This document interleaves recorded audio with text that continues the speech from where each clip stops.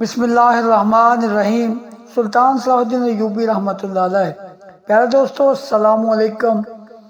اردو اسلامی تاریخی کہانیوں کا سلسلہ جاری ہے جس میں سلطان صلاح الدین ایوبی کے حالات زندگی بیان ہو رہے ہیں۔ امید ہے آپ کو یہ ویڈیو پسند آ رہی ہوں گی، تو اگر آپ چینل پر نئے ہیں تو لائک کرنے کے بعد سبسکرائب کر دیں اور بیل آئیکن کو دبا دیں تاکہ ہر نئی ویڈیو آپ تک سب سے پہلے پہنچ سکے۔ تو چلتے ہیں ایک نئی کہانی کی طرف۔ ادھر یوسف صلاح الدین اپنے منصوبے کے دھندلے خد و خال میں رنگ بھر رہا تھا اور ادھر باربک نئی سازش کی لکیریں کھینچ رہا تھا۔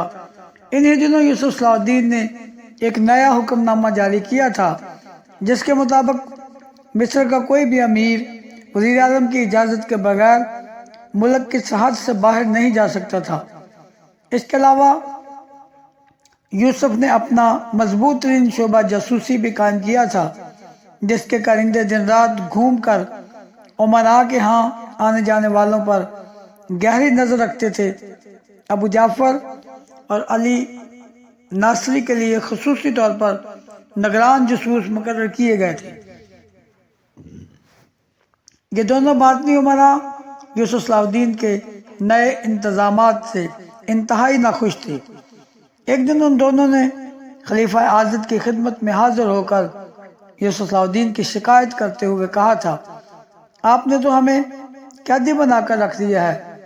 خلیفہ اعظم نے مسلط و سیاست سے کام لیتے ہوئے ابو جعفر اور علی ناصری کو یہ کہہ کر ٹال دیا تھا، اس کردار شاور کی وجہ سے یہ ناخوشگوار قدم اٹھایا گیا ہے۔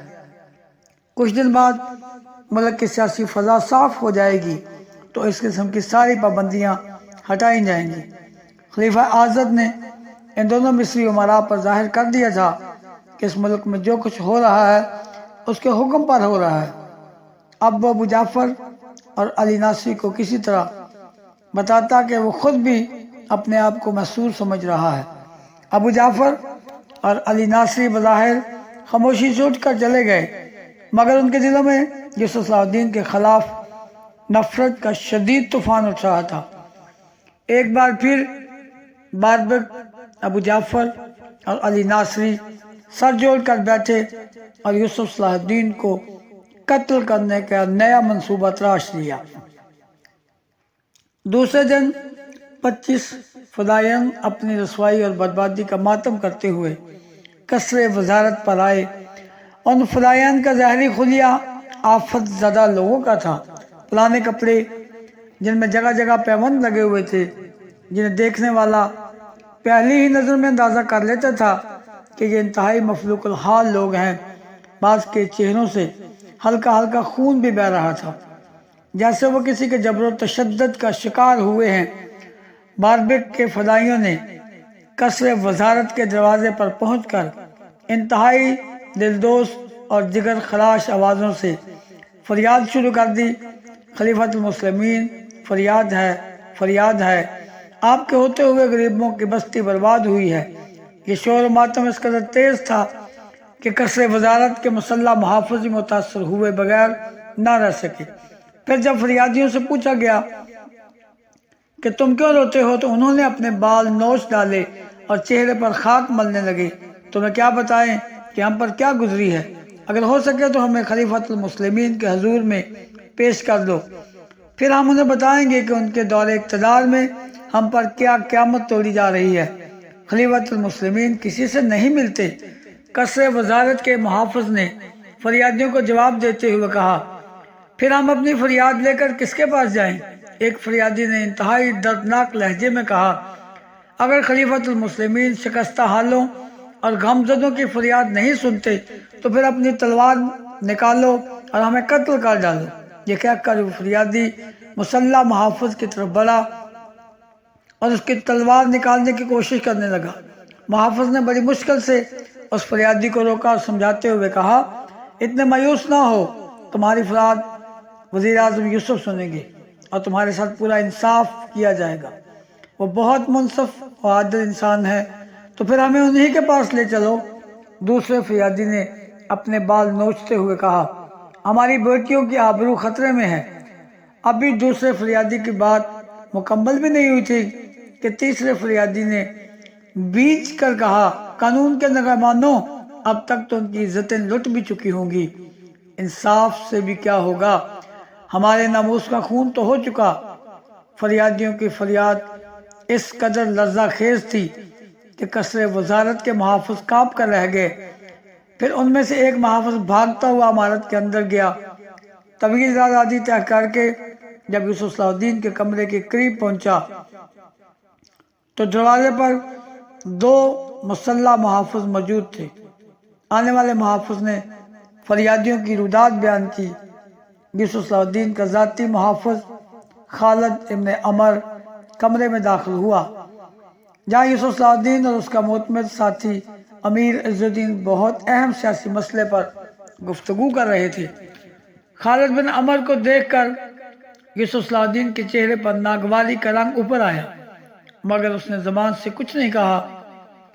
امیر، میں اس مداخلت کے لیے معافی چاہتا ہوں، مگر مجبوری یہ تھی کہ آپ کو اس خبر سے بے خبر نہیں رکھا جا سکتا تھا۔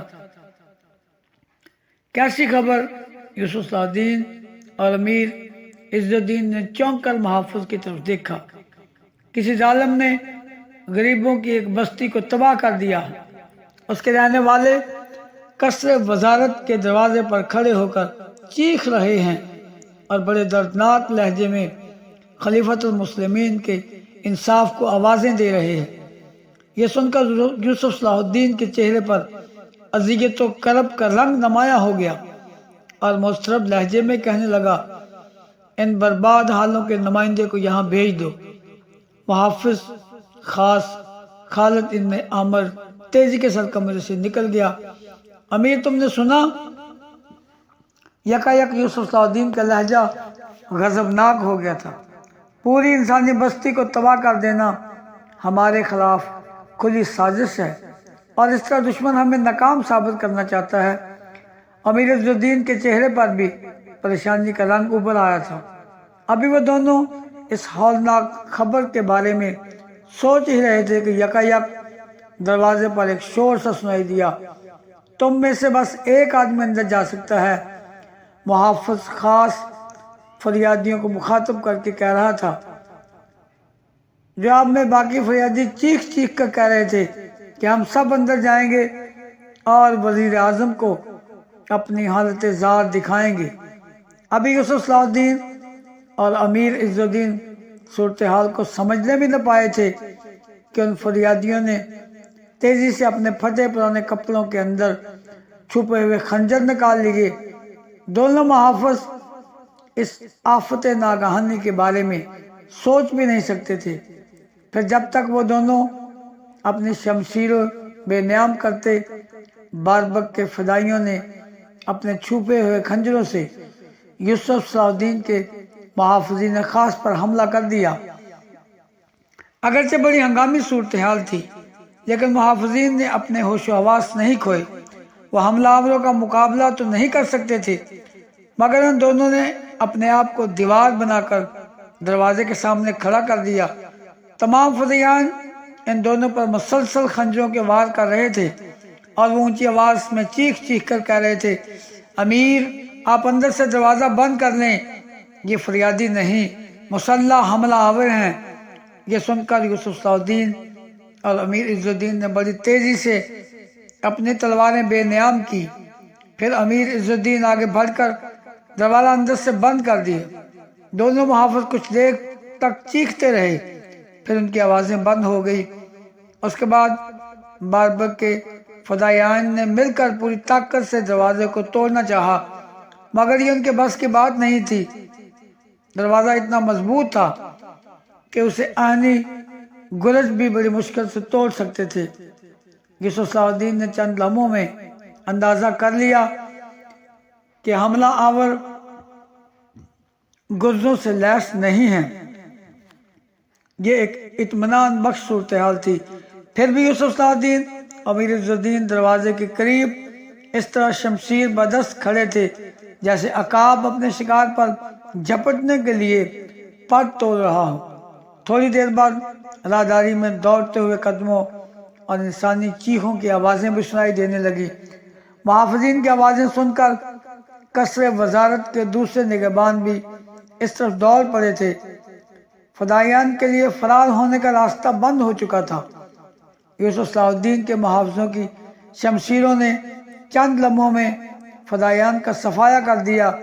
کچھ فدائی نے خود کو مسرور پا کر اپنے خنجر خود کو مارے اور قتل ہو گئے۔ بس ایک فدائی اس فرقے سے نکلنے میں کامیاب ہو گیا تھا، مگر جب وہ آگے پہنچا تو دوسرے محافظین نے اسے گھیر لیا۔ پھر کوئی راہ فرار نہ پا کر اس فدائی نے اپنا ہی خنجر اپنے پیٹ میں اتار لیا۔ قصر وزارت کے محافظین نے اسے زندہ گرفتار کرنا چاہا، مگر جب وہ قریب پہنچے تو فدائی بلند آواز میں کسی کو پکار رہا تھا، اے میرے پیر و مرشد، میں آپ کے دیدار کو حاضر ہو رہا ہوں، اپنی جنت میں میرا استقبال کیجیے۔ یہ کہتے کہتے فدائی کی گردن ڈھلک گئی۔ قصر وزارت کے محافظوں نے بڑی حیرت سے مرنے والوں کی طرف دیکھا۔ خنجر کا زخم معمولی تھا، مگر پھر بھی اس کی موت واقع ہو گئی تھی۔ جب تمام فدائی قتل ہو چکے تو محافظوں نے دروازے کے قریب آ کر پکارا، امیر باہر آ جائیے، اب کوئی خطرہ نہیں، تمام حملہ آور ہلاک کیے جا چکے ہیں۔ امیر عز الدین نے آگے بڑھ کر دروازہ کھولا اور پہلے خود آگے بڑھا، پھر یوسف صلاح الدین باہر آیا۔ دروازے پر دونوں محافظین خاص کی لاشیں پڑی تھیں اور ان کے جسموں پر زخموں کے بے شمار نشانات تھے۔ اپنے جانثاروں کی یہ حالت دیکھ کر یوسف صلاح الدین کی آنکھیں بھیگ گئیں اور امیر عز الدین بھی آپ دیدہ ہو گیا۔ تھوڑے فاصلے پر دو اور محافظوں کی لاشیں پڑی تھیں، لیکن حیرت انگیز بات یہ تھی کہ دونوں کے جسموں پر زخموں کے معمولی سے نشانات تھے۔ یوسف صلاح الدین نے بڑے تعجب سے اپنے محافظوں کی لاشیں دیکھی، پھر اسے قریب ہی پڑے ہوئے دو خنجر بھی نظر آئے جن کا تعلق حملہ آوروں سے تھا۔ یوسف صلاح الدین نے اس شخص کی لاش بھی دیکھی جس نے خنجر سے خودکشی کی تھی۔ پھر طبیب خاص نے اس بات کی تصدیق کر دی کہ حملہ آوروں کے خنجر خوفناک زہر میں بجھے ہوئے تھے۔ اگر یہ خنجر جسم کو چھو لیں اور ذرا بھی خون نکل آئے تو ان میں پوشیدہ زہر بہت تیزی کے ساتھ بدن میں سرایت کر جاتا ہے اور انسان کی موت واقع ہو جاتی ہے۔ یوسف صلاح الدین نے اسی وقت غریبوں میں صدقات و خیرات تقسیم کیے اور شکرانے کی 2 رکعت نماز ادا کی۔ تو دوستو ملتے ہیں اگلی ویڈیو میں، تب تک کے لیے اجازت دیجیے، خدا حافظ۔